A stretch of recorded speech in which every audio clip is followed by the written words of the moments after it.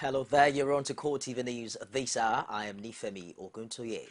As Muslims faithful converge in Saudi Arabia to perform the Hajj exercise, most programs from Nigeria are busy fixing the Arabian teeth. CoreTV News' Abiola Oluwale, who's currently in Saudi Arabia, reports that visits around clinics in the city of Medina shows that Nigerian pilgrims are preoccupied with fixing of the tooth, which according to them symbolizes the visit to the birth country of Islam. We'll bring you details of that report subsequently. Well, there are jubilations at the Agor Palace Way, Okota, Lagos, residence of the Deputy Managing Director of the Sun newspapers, Stephen Wosu, this morning following the release of his wife, Toyin, by kidnappers. She was found around First Gate, Amowo Dofi, at about 2:20 a.m. by security operatives after abductors who demanded 100 million naira told the family that the family and the police that she'll be dropped there.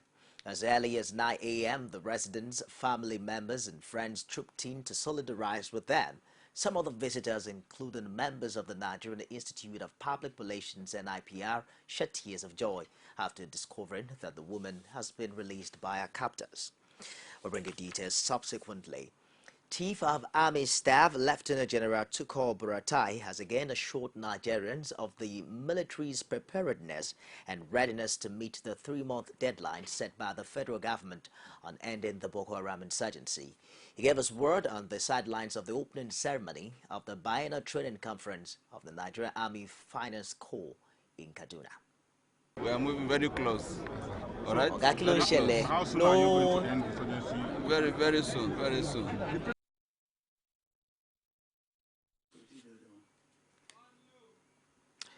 Meanwhile, the Nigerian military says never again will troops at the front line abandon their duties or run away from terrorist elements. Acting Director Defense Information, Colonel Rabi Abubakar, said in an exclusive interview with CoreTV News that this is in line with new operational strategies and availability of necessary weaponry. He maintained that the presidential directive on ending the Boko Haram insurgency is achievable. Defense correspondent Pius Hammer now reports. A few days ago, the military tweeted that some major camps of Boko Haram have been taken over by troops in the northeast, while those held captive in the terrorist enclave were set free. For defense spokesman Colonel Rabi Abubakar, these and more of the recent successes are as a result of synergy between the Air Force and the Army. He was also emphatic that troops no longer abandon their duties or run away from the front line. We are committed to ending this war. You understand? We have gotten a lot of injections of new arsenals, as I said, and the motivation is there, and the purposeful leadership is there. So I think this combination of these three, if I even so it is enough, to ginger us to ensure that we achieve what we plan to achieve regarding this issue of terrorists, and I believe we'll get to where we are going. Abubakar also maintained that the physical presence of the Chief of Army Staff in the northeast is yielding the desired result. He stated that this has boosted the morale of troops at the front line. Remember, the Chief of Defense Staff was there, or has been there. All the services chiefs are there, have been there.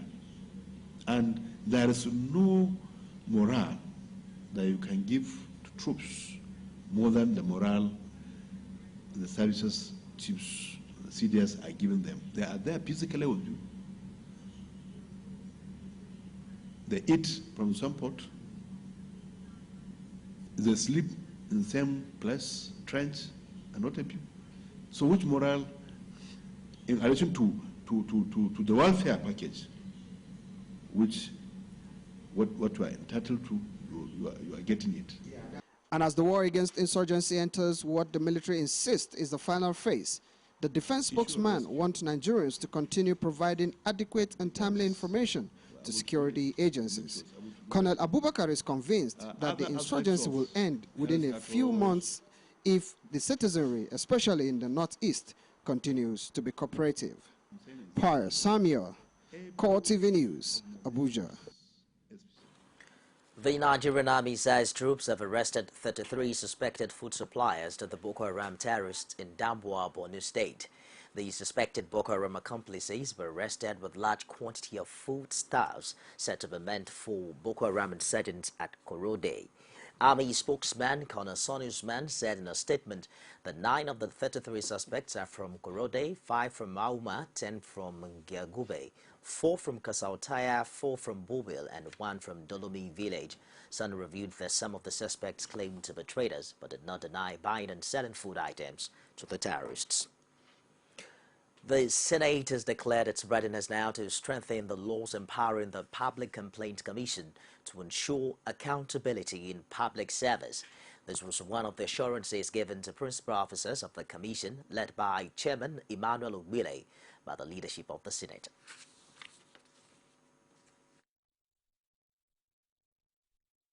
Just mention one of the challenges we had, the issue of respondents not giving us the required support and response. And we have defined for ourselves a way out of it, that we shall not sit and watch because we are protected by the Act to take necessary action.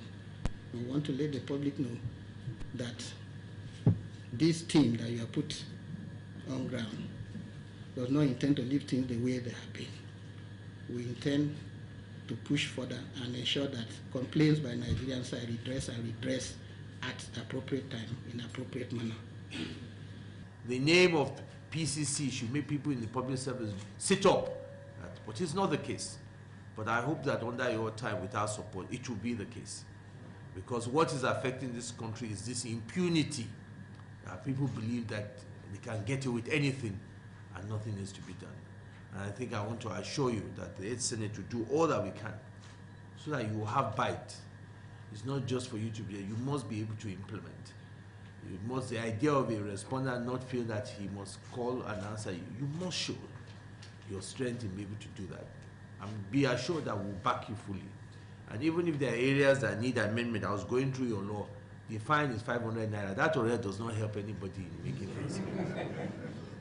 When the fine is only 500 naira, you might just ignore you or the issues, but you must be able to. You must be able to sanction. You must be able to make examples. And we as the Senate must back you up with those examples. Meanwhile, Senate President Bukola Saraki has described as frivolous the 13-count charge of false and anticipatory declaration of assets levied against him by the Code of Conduct Bureau. The Senate President was said to have contravened sections of the 1999 Constitution as well as those of the Code of Conduct Bureau in 2003. Speaking on the sidelines of a courtesy visit by commissioners from the Public Complaints Commission, the Senate President insists that he did not falsely declare his assets when he was governor of Kwara State. There's no doubt about it that it is mischievous. It is not correct. The issues there are not true. And as far as we are concerned, we're not shaken. We focus on what we are coming to. Elected by the people, elected by my colleagues, to work for what is good for the interests of this country. And along those lines, I think we should be. We thought these things like this had gone with this election. The National Bureau of Statistics is set for early tracking of the progress of the proposed United Nations Sustainable Development Goals for effective implementation in Nigeria. Statistician General of the Federation, Yemi Kale, made this known in Abuja at the stakeholders workshop on data mapping for the SDGs in Nigeria. Kale noted that the measures became necessary to avoid a repeat of some of the challenges that hampered the effective monitoring of MDGs implementation in the country.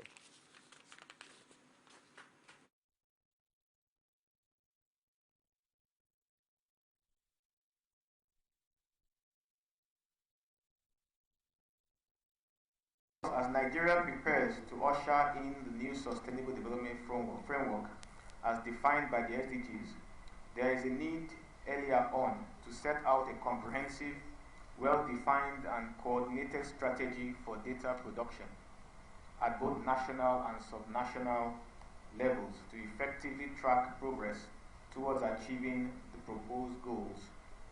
This is very critical to ensure that everything necessary is put in place to avoid a repeat of some of the challenges I've mentioned that we experienced during the MDG's implementation. The Economic and Financial Crimes Commission has arrested the trio of Yakubu Dankaba, Yahya Baba and Usman Abdul Hakim of Area 3 of Garki District, Abuja, for their involvement in a 20 million naira fund. The suspects allegedly posted EFCC operatives from the aim of extorting the money from the FCT Water Board director. The commission said in a statement that they had written a letter notifying him of an investigation, but offered to help him quash it if it could part away with 20 million naira. We'll take a break now, and I'll be back with more stories. Don't go away.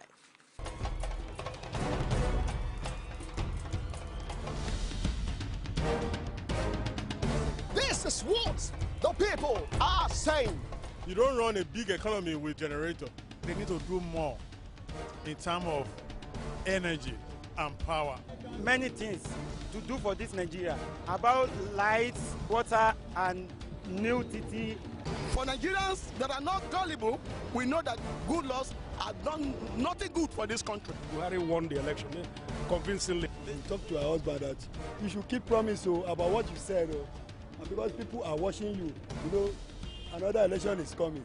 Also, some people will strong for Yoruba land, will be strong man. We don't die. This nation is moving forward. The best is going to take place. The people giving voice to the voiceless.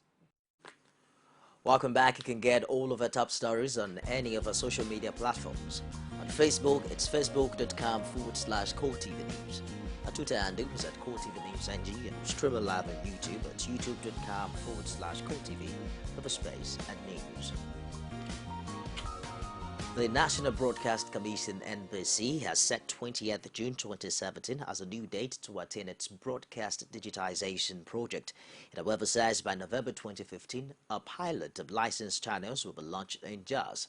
Citing reasons for the initial delay in digitization, NBC's Director General Emeka Umba says reliance on the government to provide direction and financial support was the major setback.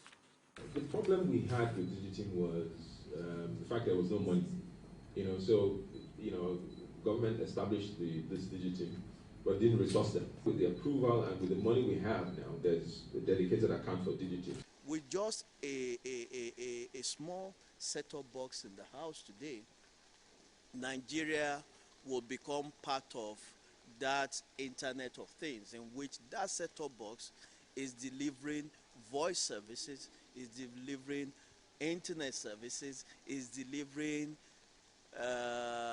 scores of television channels. I think that's a major game changer for Nigeria. So how we manage our content, how we develop our content, how we monetize our content, how all of this play out in improving our collective and personal economics. What that means is that you have to up your skills, you have to up your knowledge, you have to up your expertise.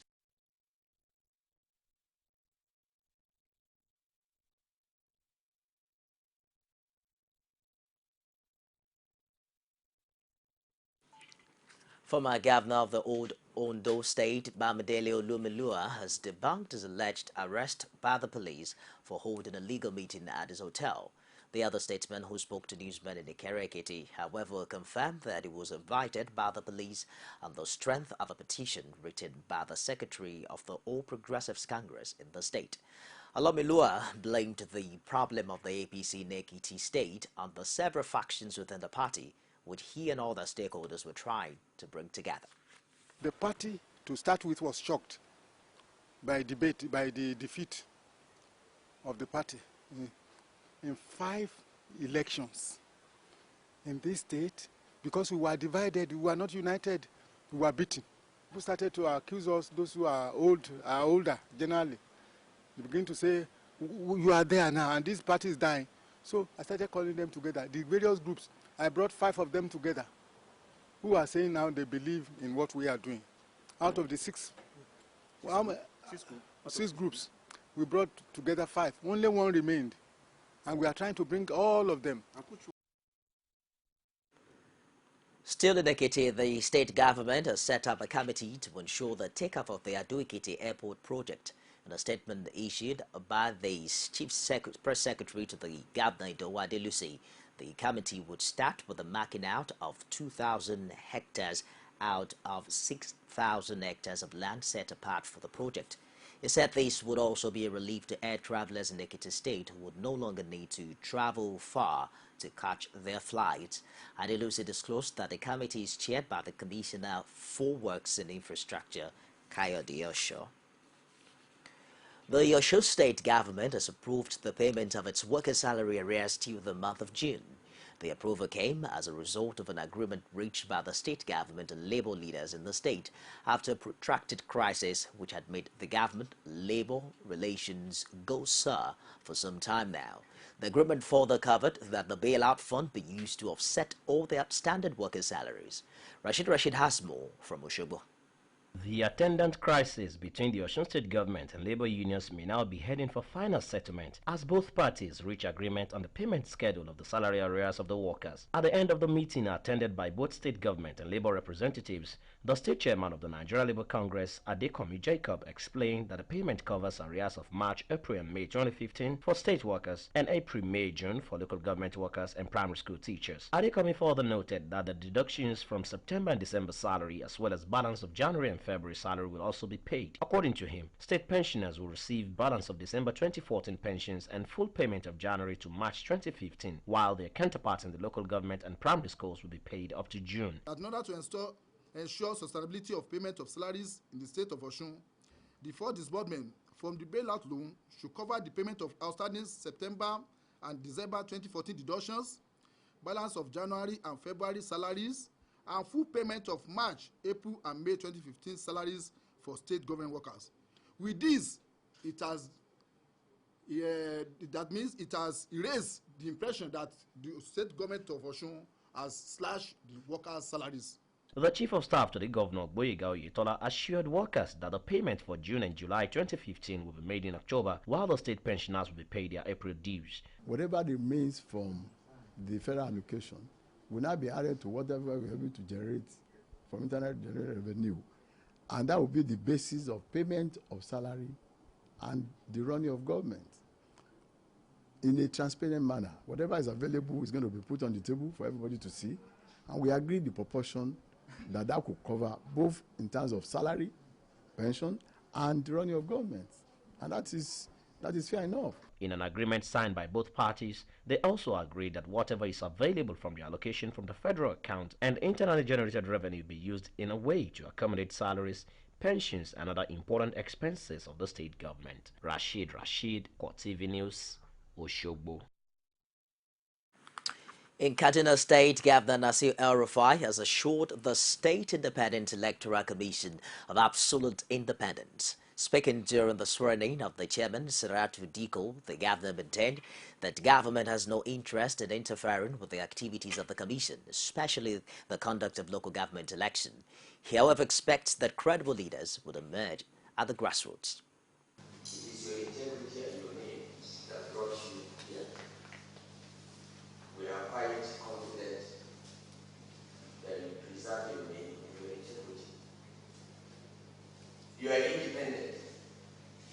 The Deputy Governor and I will never ask you to do anything to subvert the Constitution or do what is wrong. We will not ask you to write results of elections or rig elections. We will not ask you to disqualify candidates. We are not interested in who wins the elections. We are only interested that the people decide who wins elections. This is a promise. You will never get a phone call from me or from the Deputy Governor. And if any official of the Kaduna State Government calls you in our name, just know that he is lying. You should always do the right thing.